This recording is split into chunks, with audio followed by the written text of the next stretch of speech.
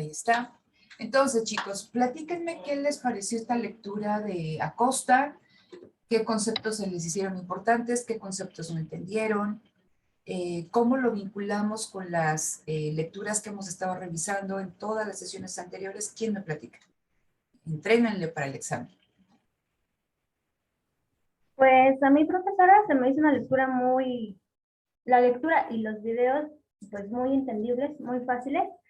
Lo único que me quedó de duda es del cuestionario, la pregunta 10, que no sé cómo relacionarla, porque dice que de qué manera el gobierno se ve afectado por el problema de agencia. Tuve duda en eso, pero en cuanto a lo demás, pues sí, me quedó muy claro. Entonces, ¿de qué manera esta cuestión del gobierno corporativo se vincula con el problema de agencia? Perfecto, ahorita lo explico. ¿Alguien más? Gracias, Stacy. Hola, profesora, buen día. Igual a mí Hola. me pareció muy sencillo la lectura, los videos, todo. Tengo la misma duda que Stacy y también no me queda muy claro la parte de lo de reducir costos. Esta parte no me queda muy clara cómo es que cómo es que se reducen los costos. O sea, bueno, esa parte. Perfecto, Stephanie, gracias. ¿Alguien más?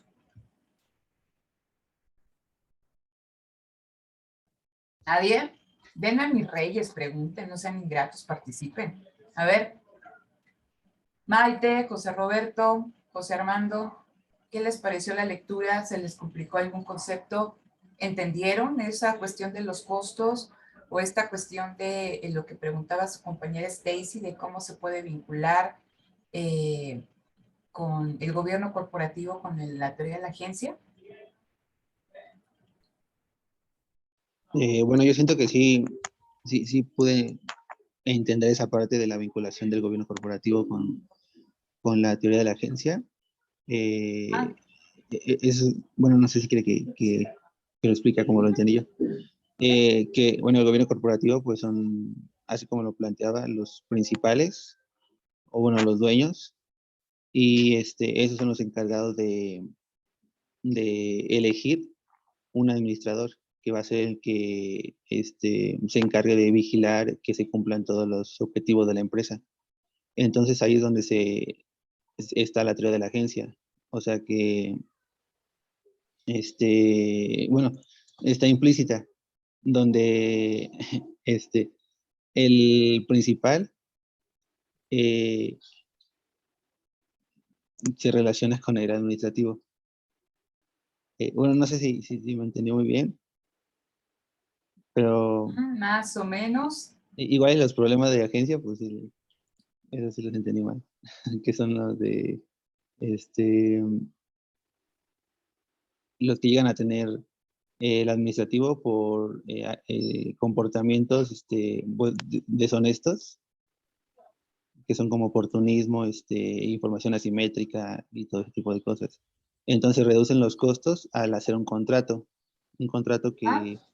que minimice los costos de estar vigilando al administrativo. Ok, muchas gracias, Fernando. Roberto, de tu ronco pecho, Creo que ¿tú cómo lo igual estoy un poco entendiste? confundido con la pregunta. Ajá. Con esa pregunta en específico, ¿con qué pregunta? ¿Por qué estás confundido?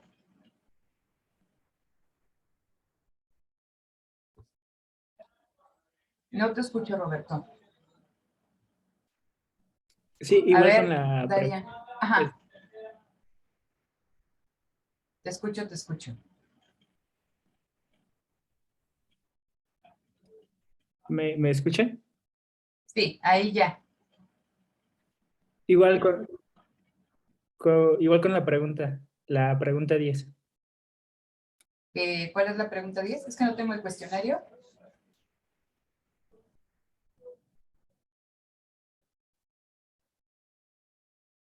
Bueno, ahí creo que ahí no escucha Roberto. ¿Dariana habías levantado la mano? Pues sí, bueno, a mí también se me hizo como que entendible ambos, se me hizo así, muy fácil leer y después ver los videos porque así lo que me quedó duda ya estaba más claro, pero en cuanto a la vinculación, yo tengo la idea de que como el gobierno corporativo pues tiene que promover los mercados justos y transparentes, siento que no se da siempre como que de esa manera. Entonces crean problemas, o sea, no siempre existe un buen gobierno corporativo, pues lo que yo puedo entender o lo que pienso.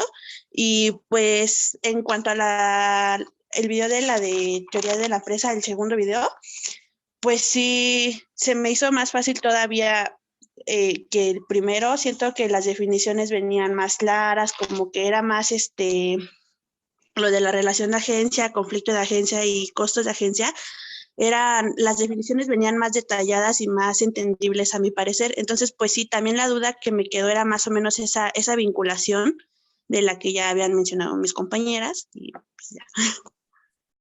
Ok, muchas gracias, Dariana. Entonces, si quieren participar en algún momento pueden levantar la mano. Les voy a compartir una de las presentaciones que ustedes ya vieron ahí en los videos. Me dicen cuando la puedan ver. ¿Ya se puede ver? Ya, profesora. Ok, entonces, recuerden que siempre partimos, en cualquiera de las lecturas que nosotros revisemos, estamos analizando a la empresa y el objetivo de la empresa. Si yo les preguntara, ¿cuál es el objetivo? Y aquí no le llaman empresa, le llaman una organización, ¿no? Y ahorita platicamos un poquito acerca de este concepto de organizaciones. Entonces, ¿cuál sería el objetivo de la empresa en esta visión?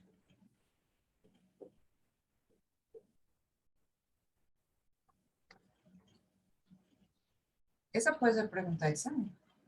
¿Cuál es el objetivo de la empresa en esta visión? Me parece Sigue que siendo, ajá. Adelante, hermano. llegar a un subóptimo de maximización de beneficios. Ok, entonces fíjense. Seguimos, ¿no? Con esta lógica. Recuerden que nosotros en esta web partimos de la crítica tan fuerte que se le hace a la teoría neoclásica, que ya lo vamos a ver con el segundo apartado, que es un poquito más heterodoxo, no del todo heterodoxo, pero un poco más heterodoxo, respecto a cuál es el objetivo de la empresa. Entonces, en la visión neoclásica, el objetivo de la empresa es la maximización de beneficios. Entonces, si ustedes, ¿no?, ponen atención a las diferentes lecturas que hemos hecho desde Coase, Williamson, North, ¿no?, Alchian y Demsetz, y ahora estas, sigue existiendo ese objetivo, ¿no?, detrás de las acciones de la empresa, la maximización de beneficios. Aquí lo voy a poner, ¿no? La maximización de beneficios. Simplemente, ¿no?, que como ya lo mencionaba Coase al inicio de su lectura, existe algo que la teoría neoclásica no había considerado y que son los llamados costos de transacción, que hemos nosotros estudiado en toda esta primera parte del curso, que son los costos que están totalmente ajenos a los costos de producción, que ya North hace ahí una definición que ya vincula costos de producción y los costos de transacción, y bueno, ya nos da otra definición, pero son costos distintos a los costos que derivan del proceso productivo, sino son los costos del intercambio, son los costos de transar, ¿no? Son los costos en torno a las ganancias del comercio y también a toda esta cuestión de los derechos de propiedad, ¿no? Recuerden que decimos que cuando nosotros intercambiamos algo, no solamente estamos intercambiando bienes y servicios, sino estamos intercambiando derechos de propiedad sobre el bien, ¿no?, o sobre un servicio que nos otorga. Entonces, dada esta cuestión o dada la aparición de los costos de transacción, la empresa no llega a ese óptimo de la maximización de beneficios, sino que tiene que descontar de sus beneficios los costos derivados de estos costos de transacción. Entonces ya no estamos hablando de un óptimo, estamos hablando, como bien decía Armando, de un subóptimo, porque entonces yo ya tengo mis beneficios. Recuerden que bien rápido, ¿no?, ¿Cómo obtiene beneficios una empresa? Micro, ingresos totales menos costos totales, que ya lo habíamos hablado. Ingresos totales es precio por cantidad, ¿no? El precio del artículo por la cantidad que vende, menos costos totales, costos fijos y costos variables. Entonces, aquí me aparecían los costos de transacción, porque estos costos totales están vinculados a los costos de producción. Pero entonces, bueno, aquí ya obtienen una cierta cantidad de beneficios esa empresa. Pero ahora a estos beneficios yo le tengo que restar algo que se llaman los costos de transacción. Entonces yo ya no llevo un óptimo, sino es un subóptimo. Okay. Entonces, el objetivo sigue siendo la maximización de beneficios. Y esta visión sigue reconociendo la existencia de los costos de transacción. Ahora, retomando un poquito lo que nos decía Williamson, recuerden que detrás de estos costos de transacción tenemos una variedad, están los fundamentos microanalíticos que nos decían la presencia de racionalidad limitada. Los individuos tratan de ser, ¿no?, racionales. Recuerden que implica la racionalidad limitada, ¿no? La maximización en este caso por parte de los individuos, en este caso por parte de las empresas, de esta maximización, la maximización del beneficio en el caso de la empresa, de la utilidad en el caso del individuo, del consumidor, ¿no? Un individuo, una empresa busca, ¿no?, dada una restricción presupuestaria, realizar la mejor asignación de los recursos. ¿Y cuál es la mejor asignación de los recursos? Aquella que maximice su utilidad o maximice su beneficio. Entonces estamos hablando que los individuos tratan de ser racionales, pero contrario a los postulados de la teoría de la competencia perfecta, los individuos no tienen esa racionalidad perfecta, sino tienen una racionalidad limitada. ¿Y limitada por qué? Por sus capacidades cognitivas. Entonces, a pesar de que existiera la información, y que esa también es otra cuestión que ya lo hemos visto, que lo van a flexibilizar, de que la información ni es completa, ¿no?, ni es gratuita.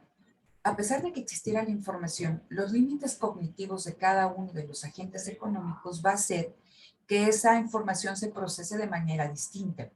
Entonces, un individuo puede hacer tratar de hacer una asignación eficiente, pero puede que se equivoque, ¿sí? Entonces, trata de ser racional, pero no necesariamente logra ser racional. Esa es una cuestión, ¿no? Problemas de racionalidad limitada. Piensen ustedes como cuando van a comer a un restaurante. Entonces, está la información, ahí viene la carta del restaurante. Generalmente, entonces dices, oye, aquí viene bistec a la Wellington, ¿no? O filete a la Wellington. Pues suena bien, pero ¿cómo vendrá? Ustedes quieren hacer rendir su dinero, que coman rico, ¿no? Obtener el máximo placer, utilidad, ¿no? Que devenguen lo que están pagando. Y pues puede que si la información que está contenida en la carta no te es suficiente, pues que le digas al mesero, oye, ¿esto cómo viene? Entonces ya el mesero les da un poquito más de información respecto al plato. Lo puedes tú pedir y llega el momento y puede ser que el plato te haya gustado o que no te guste.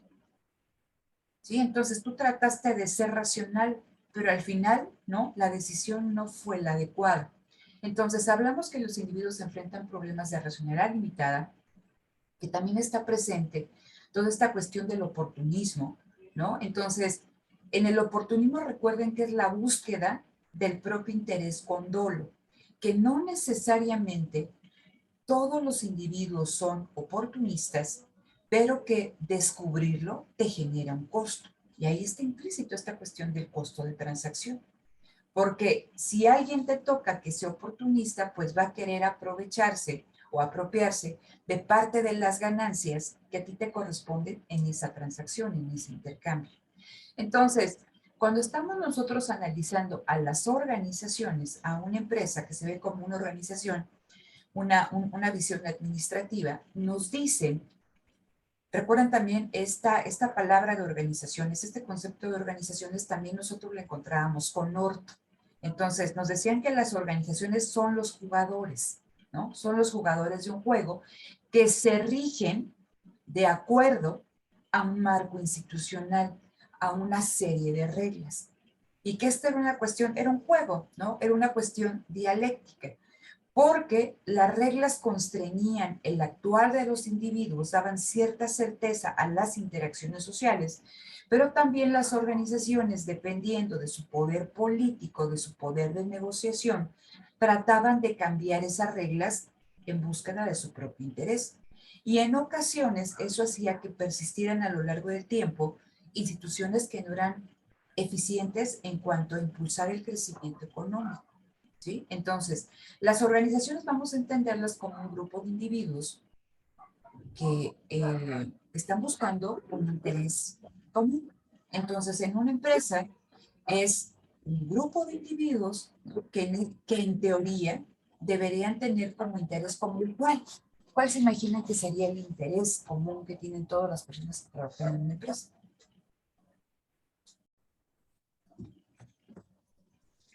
Pues hacer que la empresa sea eficiente, ¿no? O sea, que obtenga más trabajo, bueno, más ganancias, que puedan competir en el mercado fácilmente y creo que puede ser eso. Que la empresa crezca, gracias Dariana, ¿no? Que la empresa crezca. ¿Y qué significa que la empresa crezca? Y por ahí va, es lo que les decía, ¿cuál es el objetivo de la empresa? Entonces, aquí me están diciendo que el objetivo de la empresa es que maximice sus beneficios. Entonces, vamos a trabajar con esa idea. No es el objetivo de la empresa como tal, es lo que nos dicen en esta visión convencional, pero va a haber, ¿no? Otras visiones que les decía, que pues el objetivo de la empresa es permanecer en el mercado, el objetivo de la empresa es evolucionar, ¿sí? Entonces, ¿y cómo le hacen para evolucionar? ¿Qué tienen que hacer? Aquí no, aquí lo único que nos dicen es que la empresa quiere maximizar beneficios, ¿no? Cualquiera que sea esto, ¿no? Entonces, si vemos esta noción en este concepto de organizaciones, pues entonces estaríamos pensando que todos los individuos que integran esa empresa están buscando o tienen como objetivo que la empresa maximice beneficios. Pero debemos también considerar que no necesariamente todos los individuos que integran la empresa comparten ese objetivo en común. Y ya algo nos decían Archán y Dempsey cuando estábamos hablando de la producción en equipo. Entonces dices, cuando tú ves un bien terminado, eso es resultado de un trabajo conjunto, pero no ves qué hizo cada quien. Entonces, yo aquí tengo esta taza, ¿vale? Entonces, pero aquí hubo un departamento de diseño que hizo el diseño, hubo un departamento que hizo la taza, pero también esta taza tiene una marca, ¿no? Y entonces la marca también tiene un departamento de mercadotecnia, un departamento de ventas, entonces hay un montón de gente detrás de la producción de esta taza. Yo no puedo discernir qué hizo cada quien. Y eso es lo que planteaban estos autores, de lo difícil que es medir la contribución de cada una de las personas en un bien, la productividad marginal de cada uno de estos trabajadores. Y que dado esta cuestión de que es costoso medir la productividad de cada uno de estos factores de la producción, eso se presta a que se den prácticas oportunistas o que se den prácticas, y ahí lo decía, creo que de remoloneo, ¿no? Del free rider, ¿no? Del polizonte, de aquella persona que como es difícil medir, ¿no? Y cuando digo difícil es costoso medir qué está haciendo, pues tiene actitudes que no necesariamente están alineadas al objetivo que tendría que ser la maximización de beneficios de la empresa. Entonces, cuando estamos hablando de esta cuestión de las organizaciones, estas visiones, en el caso de Archán y Dempsey, esta visión del gobierno corporativo, ya se empiezan, ¿no?, a asomar a lo que pasa dentro de esta caja negra. Recuerden que una de las principales críticas a la teoría de la empresa neoclásica es que se le ve como una gran caja negra, que no se sabe qué pasa dentro. Entonces, aquí, en estas visiones, en estas lecturas, en estas aproximaciones, ya empiezan los diferentes autores a revisar qué pasa dentro de esa caja negra, pero todavía se quedan dentro de un ámbito muy limitado, porque nos hablan, o sea, siguen ellos vinculados a qué pasa dentro de la empresa, pero lo vinculan con la cuestión del costo de transacción, no con cosas que son mucho más interesantes como de conocimiento, innovación, eso queda fuera. simplemente, a ver, vamos a ver qué pasa en cuestión de las organizaciones, de los individuos que integran estas organizaciones y cómo divergen los intereses de los individuos en cuanto a la maximización de beneficios de la empresa, ¿no? Entonces, la lectura se llama, bueno, de cuestiones de poder dentro de las organizaciones y eso ya es un avance porque nos dice, ¿no? Dice, relación social entre mínimo 2 individuos o 2 grupos. Cuando nos hablan de relaciones de poder, no necesariamente, y aquí no estamos hablando de individuos que integran una empresa, sino que dentro de una empresa se van formando diferentes grupos.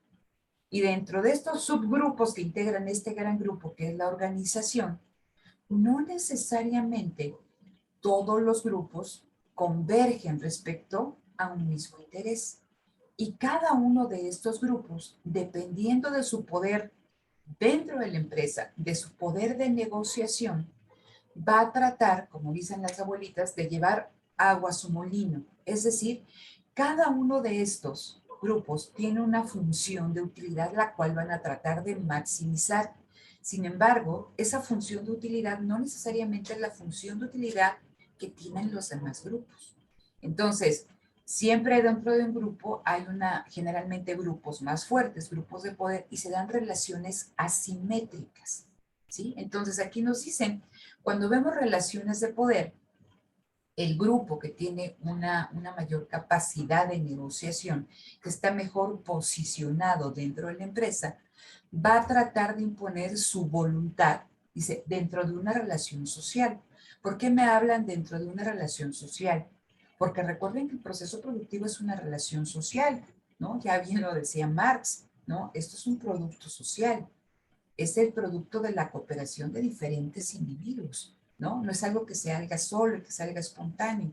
Entonces, un proceso productivo es una relación social y dentro de la empresa se establecen relaciones sociales porque la empresa es el agente, ¿no? Que se encarga de la producción de los bienes, ¿no? De la provisión de los servicios. Entonces, cuando estamos viendo qué sucede, abrimos la ventanita, nos asomamos a qué sucede dentro de la empresa, pues vemos que dentro de la empresa existen diferentes individuos, ¿no? Que no necesariamente comparten la misma función de utilidad y que aquel que tenga mayor poder de negociación va a tratar de imponer su propia voluntad a los demás, ¿no? Y lo que ello conlleva. Y aquí nos dicen es una forma de control deliberado, un instrumento legítimo de dominación, etc., ¿no? Entonces, respecto a esto va la primera parte de esta lectura, ¿no? Entonces, aquí dice, fuentes de poder en las organizaciones y empieza a hacer una revisión de diferentes autores, ¿no? Entonces dice, a ver, dice, ¿quién puede tener toda esta cuestión del poder en una organización, ¿no? ¿Y qué conlleva? Y aquí nos dan las definiciones de French, de Mixberg, de Healy Jones, ¿no? Dicen, habilidad para enfrentar la incertidumbre, centralidad, control sobre la información, irreemplazabilidad, control de eventualidades, propiedad o capacidad de decisión sobre los recursos, habilidad técnica, conocimiento, prerrogativa legal de relaciones, posición, recompensas, coerción, conocimientos, carisma, acceso a la información. Entonces, ustedes se dan cuenta, uno de los problemas que está detrás, ¿no?, de la existencia de estos costos de transacción es el acceso a la información. Porque nosotros decíamos que la información ni es completa ni es gratuita. Entonces, existen las asimetrías de información. Entonces, cuando existen asimetrías de información, significa que alguien sabe más que el otro. Y si a esto le añadimos la cuestión del oportunismo, va a tratar de ocultar cierta información a la persona con la que están negociando, ¿no?, para beneficiarse. Entonces, imagínense ustedes, y este es un dicho de que el auto más veloz es el que es ajeno, porque a ti cuando te prestan un auto, no saben si manejas bien, si manejas mal, cómo lo vas a tratar, porque puede ser que tú utilices ese auto en tu propio interés. Cuando estamos hablando de esta cuestión de la información, ustedes van y piden un crédito al banco, quizá ¿no? Ahí en el estado de cuenta todo está perfecto, pero un día antes sacaron fondos o están tratando de obtener un crédito y que no necesariamente toda la información crediticia que está ahí en sus estados de cuenta es lo suficientemente fuerte. Cuando ustedes quieren vender un auto, puede ser que ustedes vayan con un mecánico y que le arregle ahí la cantidad de kilómetros que tiene el auto, lo ponen muy bajito, que está descompuesto, y eso hay asimetrías de información entre el que compra y el que vende. Y el que está vendiendo va a tratar de ocultar esa información a la otra persona para beneficiarse. Entonces, dentro de las organizaciones, y eso genera costos de transacción. Entonces, también aquí cuando nos hablan en esa cuestión de las organizaciones, ustedes se dan cuenta, en todas estas definiciones nos hablan aquí información, nos hablan de conocimiento, vean, control sobre la información. Entonces, la información es crucial dentro de una empresa, dentro de una organización. Y dada que estamos hablando que existen diferentes grupos, ¿no?, de poder dentro de la organización, y si a eso nosotros le añadimos que algunos de estos grupos de poder pueden tener información privilegiada, pues van a tratar de hacer, ¿no?, uso de esa información privilegiada en su propio beneficio. Y entonces, si este es un grupo, ¿no?, el que tiene esa información privilegiada y que está en un poder o que tiene un poder de negociación importante, pero no está vinculado a obtener esta maximización del beneficio de la organización, ¿no? Entonces puede actuar de manera que la organización no maximice su beneficio, sino que el grupo sea el que maximice su beneficio. Entonces, en esta postura, pues esto es algo incorrecto. ¿Hasta aquí vamos bien? Sí, profesora. ¿Sí? Entonces, hasta aquí es lo que nos dice, ¿no? Entonces, bueno, dice, dentro de una organización vamos a encontrar diferentes grupos de poder, tanto internos como externos, ¿no? Nos hablan de coaliciones externas e internas en las organizaciones. ¿Por qué nos agrupamos? ¿Por qué se agrupan estas personas dentro de las organizaciones? El objetivo es ganar, ¿no? ¿Y qué significa ganar? La maximización del beneficio de ese grupo, ¿sí? Entonces, vean, dice aquí, hay influyentes internos y hay influyentes externos, ¿no? Dice, vamos a tratar de ganarnos, ¿no?, a los diferentes influyentes, tanto internos como externos, a fin de que el grupo o subgrupo dentro de este grupo que se llama organización, pues gane, maximice su función de utilidad. Entonces dice, ¿quiénes componen una coalición interna? Vean, dice, el CEO, pues obviamente es el vértice, está en el vértice más alto de la organización, el administrador, ¿no? Esta planeación consciente, el CEO, los directivos, supervisores, el administrador. Recuerden que aquí es una escala jerárquica dentro de la empresa, ¿no? Entonces yo aquí tengo al CEO, ¿no? Y este CEO tiene a su cargo, ¿no?, todo un grupo que depende de él, con el que trabaja de forma muy estrecha, y a partir de aquí cada uno de estos pues trabaja con diferentes departamentos. Entonces tengo toda esta estructura jerárquica. Por eso me dicen CEO, directivos, y luego tenemos supervisores, y luego me hablan de otro nivel de administración un poquito más bajo. Luego tenemos a la parte operativa, ¿no? Dice, analistas de la tecnoestructura, personal de apoyo, la misma ideología de la organización. Dice, todos ellos, ¿no?, componen una coalición interna. Pero puede ser que los operarios, y es la práctica, tengan un interés distinto al que tiene el CEO. Aquí tendría que haber una lógica entre lo que quiere el CEO, los directivos, supervisores y administradores, pero no necesariamente. Porque puede ser que un administrador, un supervisor busque en esta cuestión oportunista, ¿no?, maximizar su utilidad y que eso no sea lo que está buscando la empresa desde el punto más alto, ¿no? Entonces, eso es importante que ustedes lo vean, ¿no?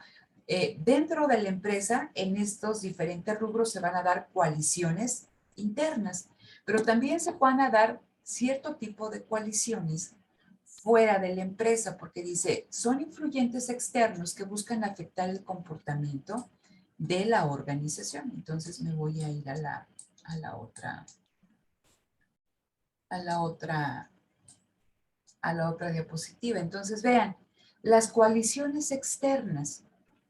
Y aquí me ponen a los propietarios, a los asociados, asociaciones de empleados, público diverso, consejeros externos consejeros externos e internos de la organización. Entonces, vean, aquí ya empieza el problema de agencia. Entonces, cuando estemos hablando del problema de agencia, no pierdan de vista el objetivo de la empresa, la maximización del beneficio. Y por eso les decía, ¿qué significa esta cuestión de la maximización del beneficio? Okay. Entonces, ese es el objetivo. Aquí lo voy. Maximización del beneficio. Y me dicen que dentro de la empresa, ¿no? Que dentro de la empresa, vamos a ponerlo aquí, es una organización. Va a haber coaliciones internas y va a haber coaliciones externas. Entonces yo aquí tengo la coalición interna y quien encabeza la coalición interna es el CEO. Y ya nos hablaban de toda la playa de supervisores, directores, administradores de menor rango, todas las cuestiones operativas, etc., ¿no?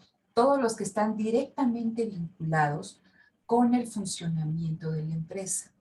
Pero cuando me hablan de coaliciones externas, ¿quién encabeza la coalición externa?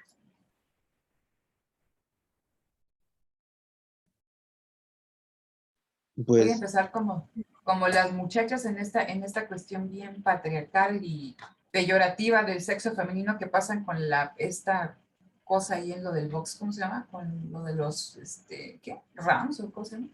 Ahí, así estoy con ustedes, ahí presentándoles la diapositiva. ¿Quién encabeza la coalición externa?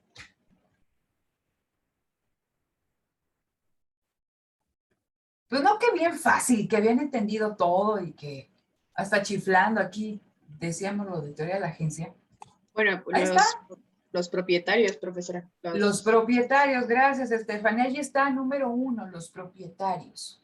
Entonces, fíjense, la coalición interna, ¿no? El máximo exponente de quién está, recuerden lo que hablamos, una organización, una empresa, ¿quién lleva la parte operativa? ¿No? El CEO. En este caso, imagínense cuando estaba Steve Jobs, ¿no? En Apple. Él era el CEO, pero él no era dueño como tal de la empresa. Existían, ¿no? Una serie de ¿qué? Una serie de propietarios. Piensen en Ford Motor Company, ¿no? Hay un CEO de Ford Motor Company, sin embargo, no significa que él sea el dueño de Ford Motor Company. Entonces, en la coalición interna van a estar involucrados todos aquellos grupos, ¿no? Que se encargan del funcionamiento día a día operativo de la empresa. Pero en las coaliciones externas vamos a tener una diversidad de intereses. Entonces, ¿quién encabeza la coalición externa? Aquí es el propietario, y el propietario es aquel que aporta capital a la empresa. Entonces, en estas empresas de las que nosotros estamos hablando y que decíamos, ya no estamos hablando de los 30, ¿no? La empresa actual, estamos hablando que los propietarios de la empresa, ¿quiénes son?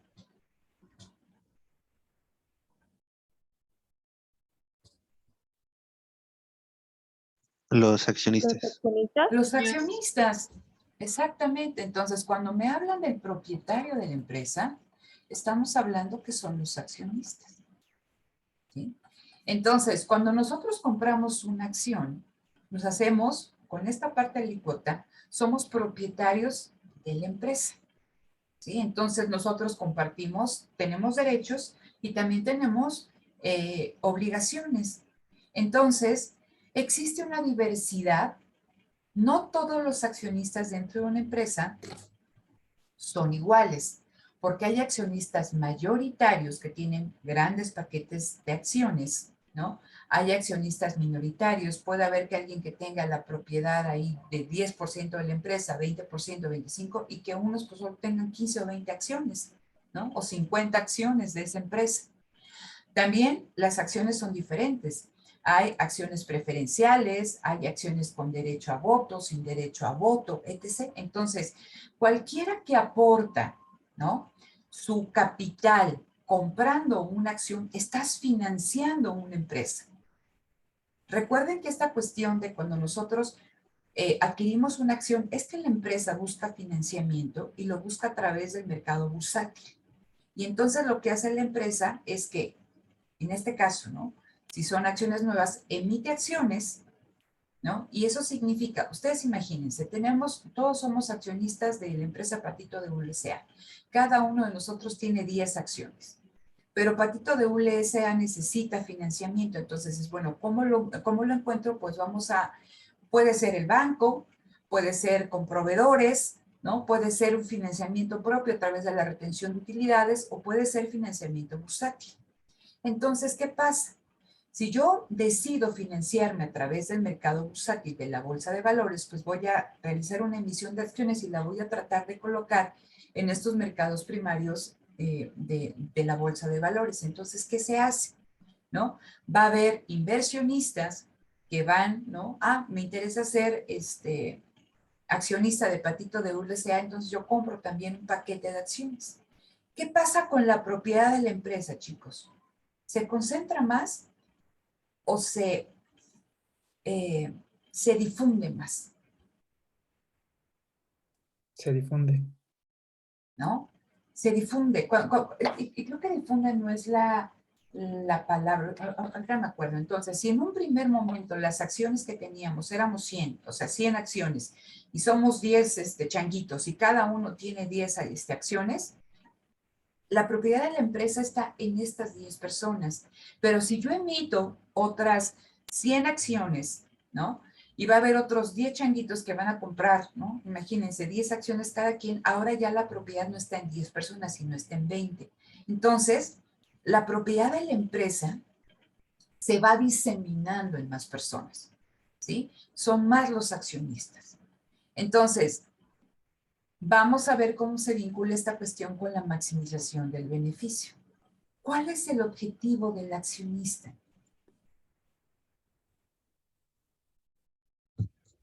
Eso venía en Obtener un los videos. beneficio. Obtener un beneficio, pero a ver, seguimos con lo mismo, Roberto. Si estamos hablando de la maximización del beneficio y me dices que el objetivo de la empresa es obtener un beneficio, ¿cómo se traduce en palabras llanas que el accionista obtenga un beneficio? Si tú tuvieras una acción de Ford Motor Company, de Telmex, de Apple, ¿no? Del Dulce La Rosa con la bota navideña hoy en la mañana, ¿cómo sabrías si estás obteniendo un beneficio o no? ¿Cuál es tu Y el indicador? precio de la acción vale más de lo que yo la compré. El precio de la acción, ¿no? Gracias, Roberto, ¿no? Entonces, el precio de la acción es un indicador indispensable para que una persona, para que un accionista sepa si esa inversión es buena o no es buena. Entonces, ¿a qué me refiero con esta cuestión? Cuando alguien compra una acción, déjenme ver aquí por las ya me entendí, ¿no? Entonces, cuando alguien compra una acción, generalmente los accionistas o en el mercado de valores es una cuestión especulativa. Compras barato para vender caro. Entonces, si yo compro o yo tengo una acción de Ford Motor Company, espero, ¿no?, que el valor de esa acción, ¿no?, que lo que devenga esa acción sea similar a lo que devenga una acción de Hyundai o una acción de Toyota o una acción de Honda o una acción de Volkswagen o de Nissan, ¿no? Entonces, yo espero, ¿no?, que el precio y que lo que devenga esa acción pues sea similar a lo que devengan, a lo que dan otro tipo de acciones de empresas de la industria. Y si a mí me interesa, los que adquieren una acción no es para dejársela a sus nietos, ¿no? Sino es para estar especulando. Entonces, a mí me interesa que el precio de esta acción, pues continuamente esté subiendo, que sea atractiva en el caso de que yo lo quiera vender. Entonces, si estamos hablando, ¿no?, de que la empresa como tal, los dueños, su idea de la maximización de beneficios implica que el precio de la acción sea alto. ¿Sí me explico, chicos? ¿O no? Sí, profesora. Sí, profesora. ¿Sí? Entonces, y por eso les decía, pongamos mucha atención a esta cuestión de la maximización del beneficios y la lógica que está detrás.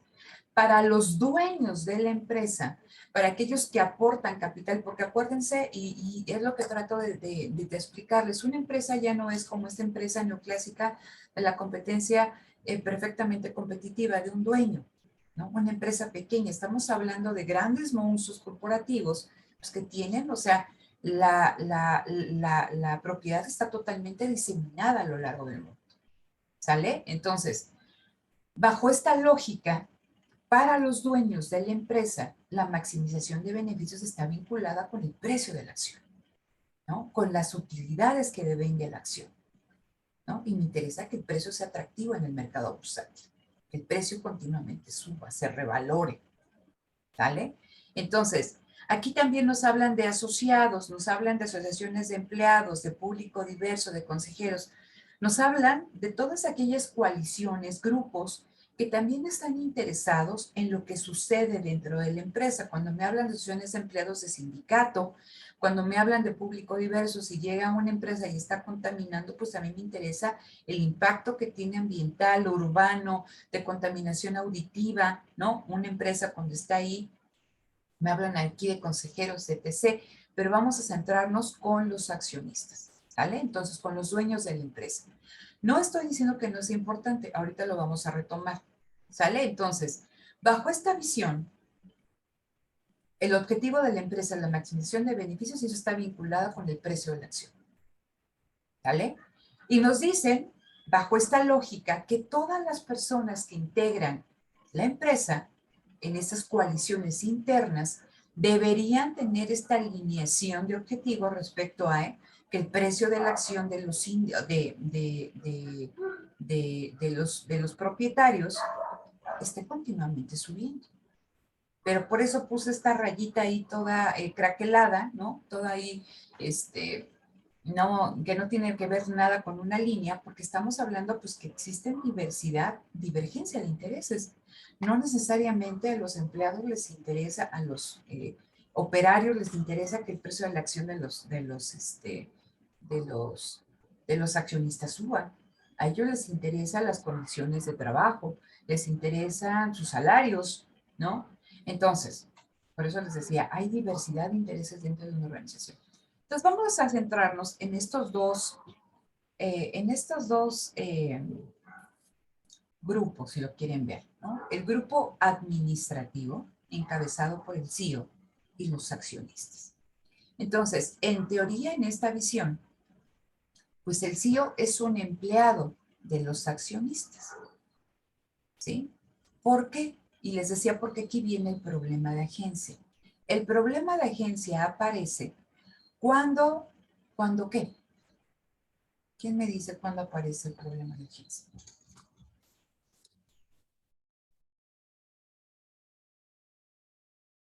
No, que ya tenían que los,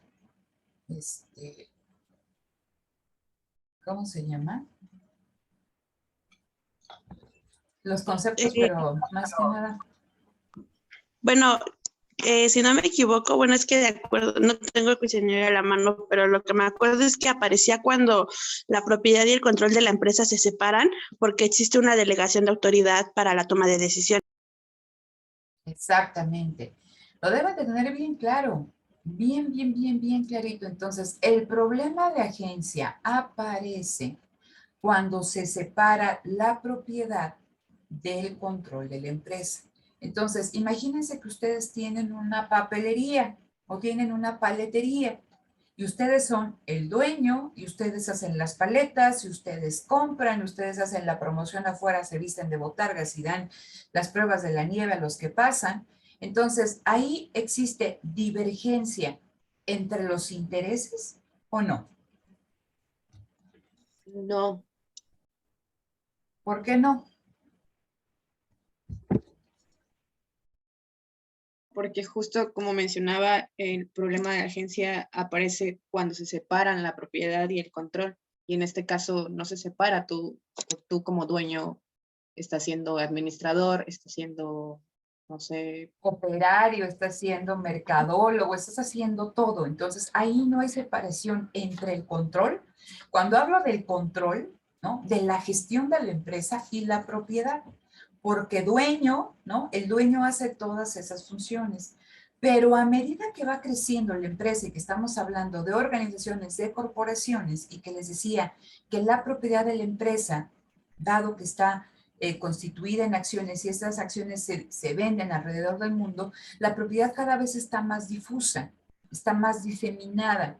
Entonces, estamos hablando que la propiedad se separa del control. Los accionistas aportan capital a la empresa, pero hay alguien que se llama el CEO y todo su cuerpo directivo de supervisores que se encargan de la gestión de la empresa. Entonces, ¿no? Hay una separación entre la propiedad y el control, la gestión de la empresa.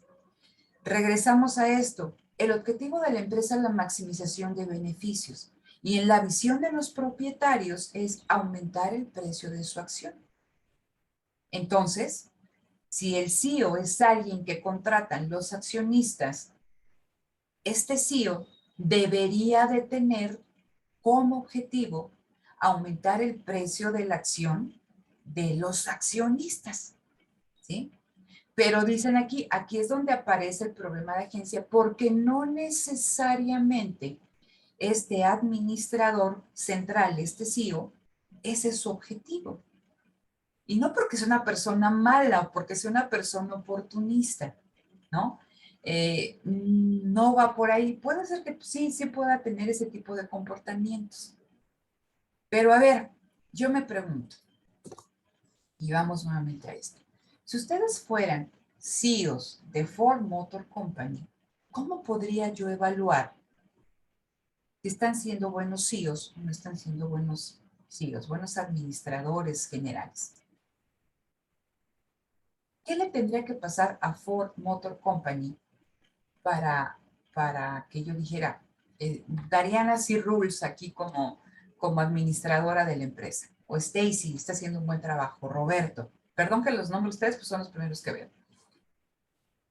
¿Cómo puedo evaluar este desempeño? ¿Cómo, Belia?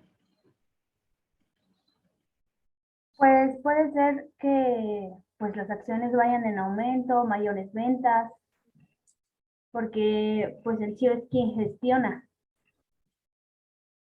Ok, ya decía Stacy, ¿no? Que el precio de la acción vaya en aumento. Eso estaríamos diciendo que va en concordancia con los intereses de los accionistas. Cuando hablamos de mayores ventas, no significa una maximización del beneficio, ¿no? Esa es una cuestión que más adelante se les va a hacer la crítica a los neoclásicos.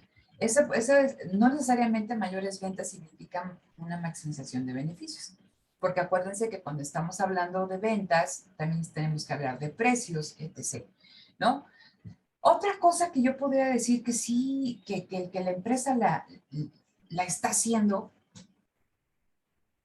Pues decía en el video que es dependiendo, bueno, toman referencia a las otras empresas del mismo ramo y si el desempeño era igual que el de ellos, pues decía que sí estaba haciendo bien el CEO su pues trabajo.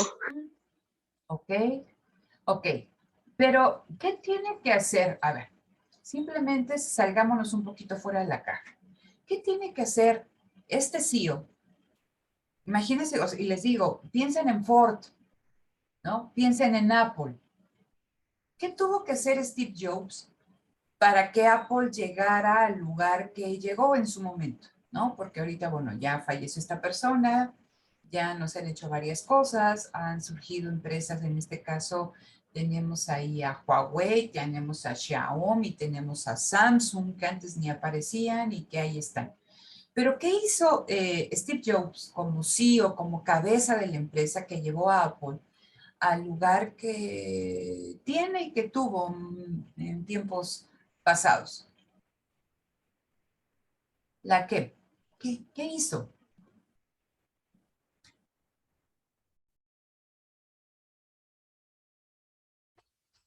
¿Qué hizo, queridos? ¿Por qué se le conoce a Apple? diferente a lo que estaba haciendo Microsoft o lo que hizo Sony o Nokia.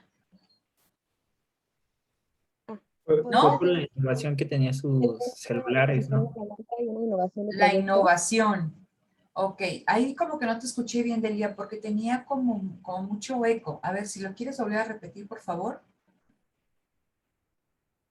El posicionamiento de la marca y la innovación de sus productos. O sea, lo que hizo Apple y el señor Steve Jobs fue como darle un posicionamiento a los productos a través de innovación, que tenía otras capacidades que otros, los productos tenían otras cosas que el mercado que ofrecía no tenía. Por ejemplo, los celulares Apple o las computadoras Mac. El sistema operativo de las computadoras Mac era como un poquito mejor al de las computadoras de Microsoft. Ok, entonces, bueno, gracias, Delia. De lo que dicen Roberto y Delia, hay un elemento común que es la innovación. ¿Y la innovación qué necesita? Para innovar, ¿qué se tiene que hacer? ¿Un proceso de qué?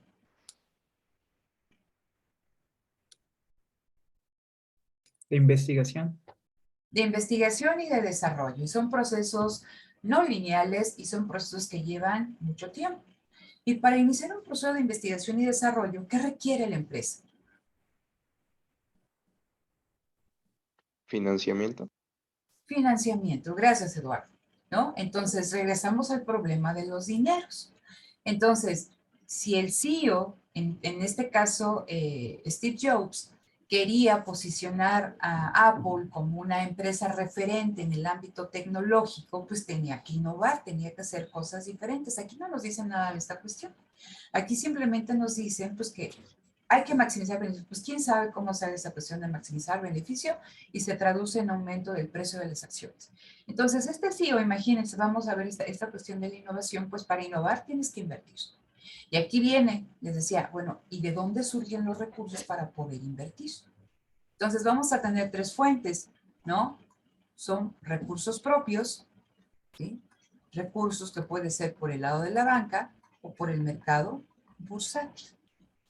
Cada uno de ellos tiene diferentes prerrogativas, beneficios, ¿no? No tan buenos beneficios, etc. En el caso de los propios, de los recursos propios, estos se obtienen a través de las utilidades retenidas. Entonces, imagínense, de sus acciones de patito de hule, a cada quien de las ganancias, de los beneficios de la empresa, pues nos tocan de a 100 pesos. Pero vamos a financiar un proceso de investigación y desarrollo en cierto rubro, entonces vamos a retener utilidades. Y en lugar de darles 100 pesos, les doy 50. ¿Les conviene a ustedes?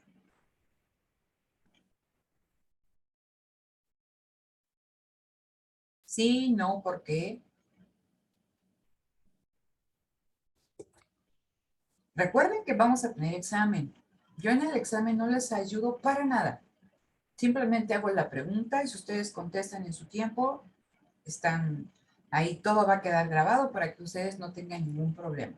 Pero si no hablan, queridos, nuevamente, ¿no? Esto no funciona. Entonces, ya vamos ahí 11 y 10, ¿no? Estoy hablando de recursos propios. A cada quien de las utilidades le tocaba 100 pesos, pero voy a retenerle 50, pues porque vamos a financiar un proceso de investigación y desarrollo. ¿Les conviene o no les conviene a ustedes?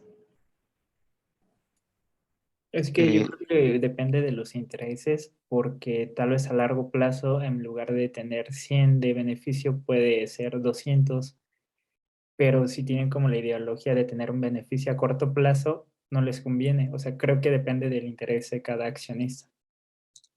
Y ahí está la cuestión. Muchas gracias, Roberto.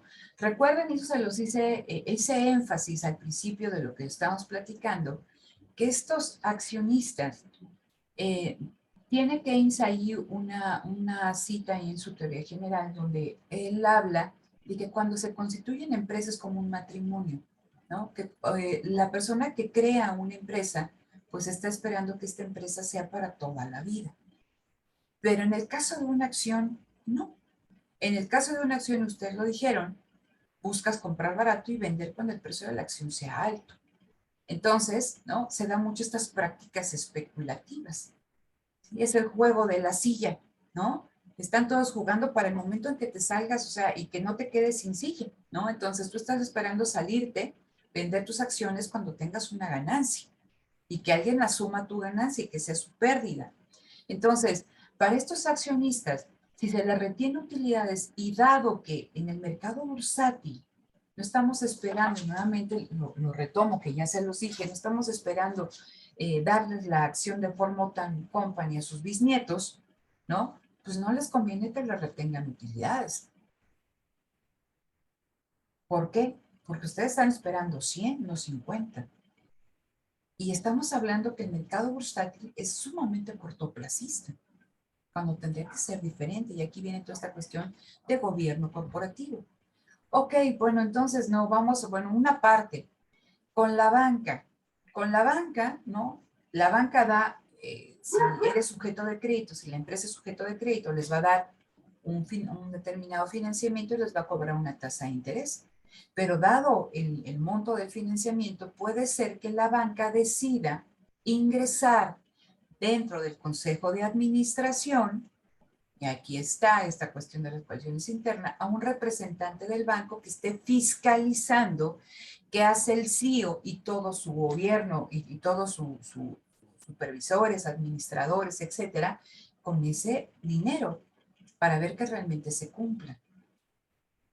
Y en el mercado bursátil, ¿no? En el mercado bursátil, dado que está la diseminación, ¿no? De la propiedad en un montón de manos, pues eso le conviene más al CEO porque no tiene la presión de que lo estén observando, o sea, de que le estén pidiendo cuentas de qué está haciendo con ese dinero un montón de personas que pueden adquirir una acción de Ford Motor Company, pero que no tienen ni idea de cómo leer un estado y tampoco tienen ni idea de cómo funciona una empresa, ¿no? De cómo funciona el mercado de valores.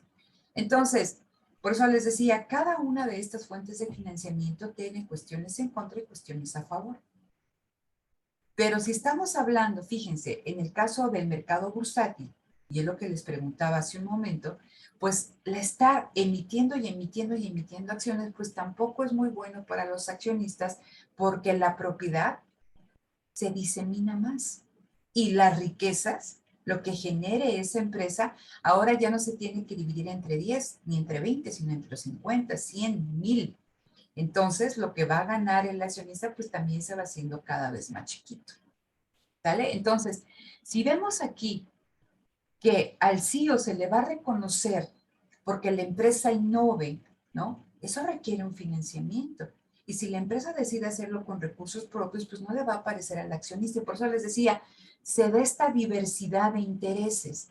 No porque el CEO sea oportunista, no, sino porque el CEO, dicen, a ver, a mí me van a evaluar porque la empresa tengo una mayor participación de mercado, pero esa mayor participación de mercado implica cierta inversión, ¿no? Si vamos a hacer esa porción de mercado con financiamiento, con una estrategia de mercadotecnia, requiere una inversión.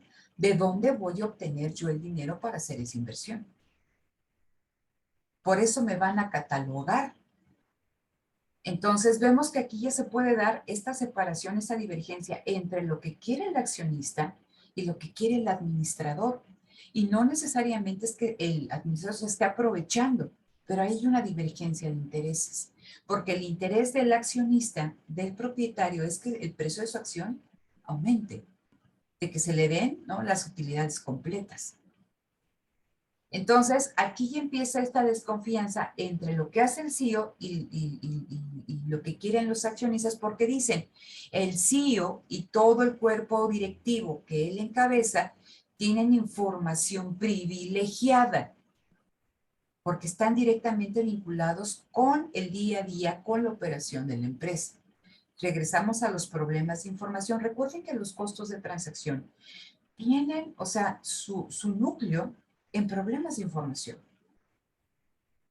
¿Sí? Entonces, dicen aquí, ¿no? ¿De qué manera podemos hacer que los intereses del administrador, y si estamos hablando cuando me dicen teoría de la agencia, del agente y del principal, el principal es el accionista, el agente es el administrador? ¿De qué manera hacemos que la función de utilidad del administrador converja, sea igual que la función de utilidad del accionista que busca aumentar el precio de la acción? Entonces, y aquí viene la cuestión del contrato, porque el contrato es un medio para tratar de minimizar el costo de transacción. A través de un contrato vamos a hacer, y por eso les digo es un subóptimo, porque siempre que estamos hablando de un contrato hay problemas en torno a la negociación, hay costos en torno a la redacción, a llevar a cabo, al cumplimiento, a la vigilancia del contrato. Pero es un costo, y por eso estamos hablando de subóptimos, que me pueden ayudar a hacer que estos costos de transacción derivados de esta separación pues no sean más altos. Entonces, a través de un contrato se va a tratar de minimizar toda esta cuestión del problema de agencia. No estamos hablando que se elimine, siempre va a estar presente, pero a través del contrato se va a tratar de hacer de que estos costos derivados de esta separación de la propiedad sean menores. Entonces, ustedes ven, muchos de estos CEOs, el mismo cuerpo de accionistas les dan paquetes de acciones importantes. ¿Para qué? Pues para que ellos mismos se conviertan en accionistas y que tengan interés en que el precio de la acción sea alto.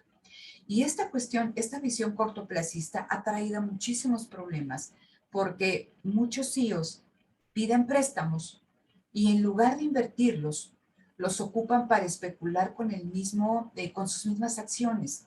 Es decir, ellos mismos compran sus acciones para que haya mucha demanda en el mercado y que de manera artificial el precio de la acción suba. ¿Sí? Entonces, esta visión cortoplacista ha tenido mucho problema en el desempeño de las organizaciones porque ahora los CEOs tienen una presión muy fuerte de parte de los accionistas de que el precio de la acción suba. ¿Cómo lo hagas? ¿Quién sabe? Y por eso se han incurrido en prácticas que han traído problemas, pero gravísimos. Ahí tienen, hace unos años ustedes le googlean el problema de Enron, ¿no? Que fue una debacle, o sea, tremenda, y que fue también, o sea, que tenía su origen en toda esta cuestión, en las presiones bursátiles por tener precios del acción alto, por esta visión cortoplacista. Entonces, vean, cuando estamos hablando del directorio de la empresa, está directamente vinculado con el problema de agencia. Porque en el directorio me dicen, a ver, ¿quién está en el directorio? ¿No? Dice, ¿quién nombra el directorio? Una junta general de accionistas. Y entonces este directorio se encarga de ¿qué? De definir la estrategia, de aprobar el presupuesto, ¿no? De nombrar al gerente general, al CEO y a sus principales directivos. ¿Qué es lo que están buscando? Están buscando controlar lo que hace este CEO y cuando digo controlar es que lo que haga, ¿no? Que la estrategia que tenga el CEO sea acorde a lo que quieren los accionistas, que es la maximización del beneficio vía el aumento en el precio de la acción, precios de las acciones altos.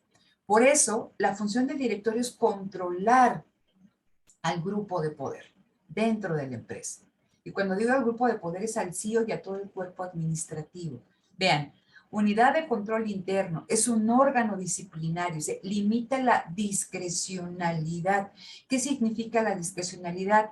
Que el CEO tome decisiones por sí mismo sin consultarlo, decisiones importantes. Vean, vigila, motiva, disciplina y supervisa la estrategia de la empresa. Esa es la función del directorio. Vigilar lo que hace el CEO y que no se dé esta divergencia de intereses, ¿no? Que vayan, ¿no? Encaminados a una estrategia común. ¿Hasta aquí vamos bien? Todo eso se explica en el video, entonces por eso yo les preguntaba, ¿lo entendieron? Sigan con una mano en la cintura, maestra, le cantamos la teoría a la agencia, ¿sí? Entonces, aquí ya viene, bueno, esto me lo voy a saltar, ¿no?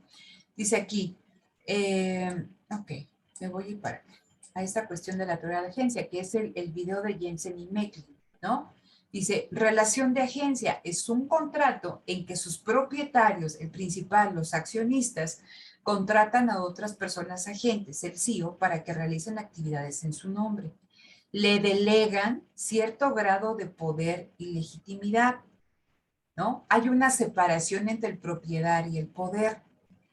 Y dado, ¿no?, que esta persona, el CEO y todo el cuerpo directivo están directamente involucrados en el funcionamiento de la empresa, van a tener información que los accionistas no necesariamente tienen. Y esto puede dar como consecuencia que haya un comportamiento discrecional de su parte y que algunos, ¿no?, y con toda esta cuestión del riesgo moral, ¿no?, oportunismo, pues hagan prácticas que no sean acordes a los intereses de todos los accionistas. Y esto va a traer como consecuencia, dice aquí, que hay esta divergencia de intereses y que sean costos de agencia. ¿Cuáles son los costos de agencia? Y les decía, cuando tú contratas a alguien, cuando le delegas este poder y esta legitimidad, hay un contrato de por medio.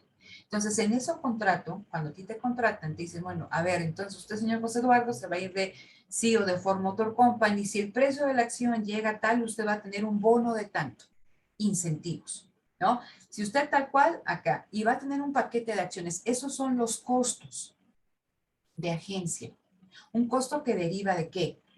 De crear incentivos para que este agente, ¿no?, cumpla con los deseos del principal, con los intereses del principal, pero también va a haber costos de vigilancia, ¿no?, de supervisar lo que hace esta gente. Nombrar un directorio, todo esto te genera costos. Entonces, por eso decimos que son subóptimos, porque no es el beneficio como tal, sino que tenemos que restar los costos de agencia, costos de incentivos, ¿no?, de dar paquetes accionarios, de dar bonos de productividad, de dar bonos porque sube el precio de la acción, etc. Y también por vigilar lo que hace todo el cuerpo directivo, ¿no? O sea, lo que hace el CEO, ¿no? Vean, costos de fianza, costos de oportunidad, porque si se equivocan con alguna decisión, qué problemas hay, costos de negociación, de negociar el contrato, etc. Vean lo que dicen aquí en teoría de la agencia, dice, hay que determinar qué tipo de contrato es el más eficiente para regular la relación principal-agente. ¿Qué tipo de contrato es el más eficiente para reducir el costo de agencia y los costos de transacción que de él derivan? ¿Sí? Entonces regresamos y por eso les digo, esta es teoría contractual. El objetivo es minimizar los costos de transacción, como a través de un contrato. Y entonces estos costos de agencia generan costos de transacción. Este problema de agencia genera problemas de transacción. ¿Sí? ¿Por qué? Porque también el CEO puede ser que no sea oportunista y que quiera cumplir con lo que quieren los principales, pero que tiene racionalidad limitada, o que son oportunistas. O puede ser que para aumentar el precio de la acción tienen que ser muy proclives a riesgos y que el CEO es averso al riesgo. Entonces, todo esto está detrás de las hipótesis de la teoría de la agencia. ¿Sí? Entonces, ahora vamos a ver, aquí hay un montón de críticas, porque a pesar de que reconocen toda esta cuestión de las coaliciones internas y externas, si ustedes se dan cuenta en teoría de la agencia, únicamente son dos grupos los que importan y fueron los que me centré, los accionistas y el principal. Todos los demás no importan. ¿Sí? O sea, aquí nos centramos únicamente que el interés central detrás de la empresa es el de los accionistas, no importa más. Y el CEO tiene que rendirse, ¿no?, a los intereses de los accionistas, cuando la relación dentro de la empresa es sumamente compleja, ¿sale? Entonces, ahora regresamos nuevamente al problema de los dineros y el financiamiento. Cuando estamos hablando de este tipo de empresas, pues son empresas que tienen grandes flujos de tesorería, o sea, se pueden, no significa que si tú eliges una práctica de financiamiento desestimes las otras, o sea, hay una parte que tú vas a financiar con recursos propios y eso es muy bueno para el grupo directivo porque a nadie tiene que rendirle cuentas. Bueno, en este caso los accionistas, pero no tiene la cuestión del banco, ¿no? Que meta a alguien de todo este grupo directivo que lo esté vigilando, etc., ¿no? Pero en este caso, ¿no?, de que las empresas se financian cada vez más a través del mercado de valores, y aquí esto viene representado, y les pido por favor que lo vean con esta cuestión, ¿no?, el modelo de shareholders y anglosajón. Este es el modelo anglosajón de la teoría de la agencia. Y aquí les dice, ¿no? ¿Quiénes son? ¿Cuál es el objetivo de la empresa? Priorizar los intereses de los accionistas, maximizar sus beneficios, y es el precio, ¿no? Entonces, el financiamiento de todos estos procesos de inversión y todo lo que se requiera, pues se da a través del mercado de valores. Entonces, por eso, el objetivo es la maximización de beneficios de los accionistas. No importa nadie más. Y esto trae como consecuencia que sean objetivos de corto plazo y que eso le imponga al administrador una presión muy importante. Entonces, ustedes son o tienen ustedes ahí el interés por invertir en una empresa, por eso viene toda esta cuestión de los principios de un gobierno corporativo bueno, que la información dice promover mercados justos y transparentes. ¿De qué? De información. Y por eso les decía que toda la información esté disponible para todos. Que se protejan y faciliten el ejercicio de los derechos de los accionistas, sean minoritarios o mayoritarios. Que se divulgue información oportuna y precisa. Ustedes entren, y yo siempre les pongo, ya estamos por terminar, entren a cualquier página, ¿no? De una empresa grandota y vean, nosotros. Y vienen empresas mexicanas, entran a cualquier página y viene ahí información para los accionistas. Y vienen ahí todo lo que se hizo en un año, cuántos puntos de venta se abrieron, en dónde, las ventas, viene el ROE, todas estas cuestiones, los indicadores financieros, etc. ¿Para qué? Porque entre más información esté disponible, el CEO tiene menos campo para la discrecionalidad, para actuar en su propio interés y se obtiene, en teoría, un mayor financiamiento.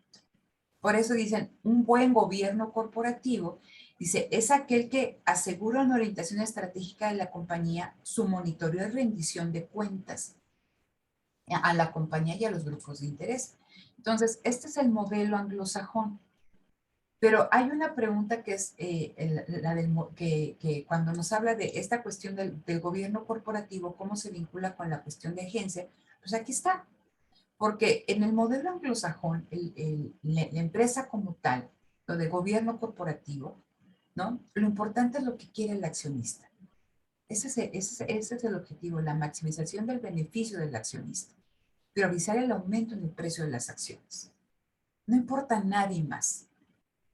¿Sí? Cuando estamos hablando que existen otra forma de llevar las empresas, aquí, ahí hay otro, el modelo chino, ¿no? Ese también es muy interesante. No, aquí únicamente ponen como ejemplo el modelo alemán, que nos dicen, a ver, no solamente importa dentro de la empresa los accionistas y el administrador, sino que también hay otros grupos de interés, como los proveedores, como los sindicatos, como la sociedad, ¿no? etc. Entonces, dice, ¿quién es el beneficiario? No como en el caso del shareholder de los accionistas, sino toda la organización. Entonces, la organización debe de tratar de conseguir múltiples objetivos de los diferentes grupos de interés. Y entonces, aquí también hay una cuestión importante, el financiamiento. ¿Cómo se da el financiamiento? Que el financiamiento se dé prioritariamente a través de los bancos, ¿no? Y que haya accionistas mayoritarios. Esto favorece que la empresa tenga o que se pueda plantear objetivos de mayor plazo. Porque les decía, aquí cuando tú te financias a través del mercado bursátil, hay una gran presión. ¿Para qué? Para que aumente el precio de la acción. Entonces, a veces el CEO, ¿no? Se deja de hacer muchas cosas y les digo, entra en esas prácticas no muy buenas de hacer que el precio de la acción suba de una forma artificial. Cuando lo que tendría que hacer el CEO es promover la inversión y el crecimiento de la empresa en un montón de rubros. Y eso solamente lo puedes hacer cuando tu financiamiento viene de largo plazo. Y eso tiene que ver también con la propiedad de la empresa, ¿no? Con que la propiedad esté concentrada. Porque cuando la propiedad está concentrada, significa que hay personas que tienen grandes cantidades de acciones y que esas acciones no están para venderlas inmediatamente, sino que tienen un objetivo de mayor largo plazo, ¿no? Respecto a lo que quiere la empresa. Entonces, chicos, los invito a que vuelvan a ver el video, de verdad. Ahí está todo explicado. Espero que con esta explicación que di el día de hoy, ¿no? Bueno, aquí dejo de compartir y dejo de